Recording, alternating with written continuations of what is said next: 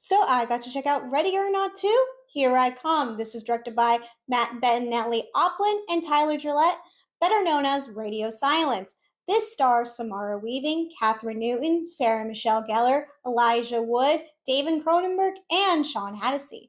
Here's the story. After surviving one deadly game, Grace and her sister Faith must now outrun four rival families competing for a powerful throne. Winner takes all. I really enjoyed the first film, Ready or Not, and in fact, this story picks up where we last left Grace.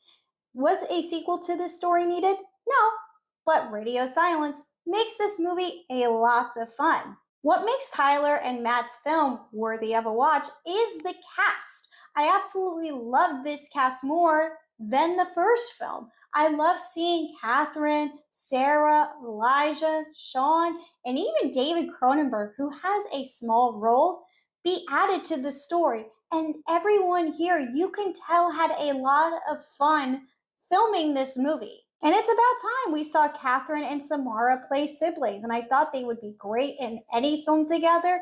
But this makes it better since it is a horror film, since they are both scream queens. Together, Samara and Catherine are charming and funny, and I really like the action scenes and chase scenes that they were in together. But they stand out separately when they're both being chased by two different antagonists. I even thought Elijah Wood was perfect casting as the lawyer. However, it's Sean who really stands out in this story as one of our villains who's absolutely ruthless.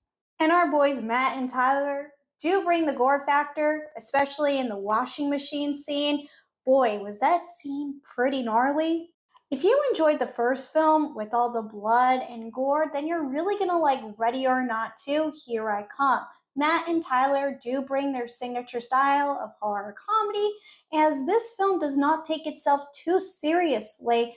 All it's looking to do is be fun and entertaining for horror fans. I thought the world building in the story was pretty interesting, as it pretty much goes with the flow, because anything could happen here with this entire story.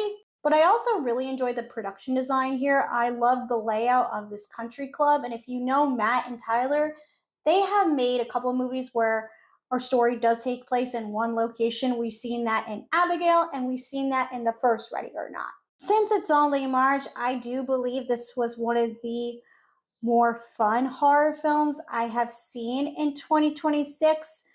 But I find it really interesting that Searchlight decided to release this now the same weekend as Project Hail Mary. Originally, this movie was supposed to open on April 10th.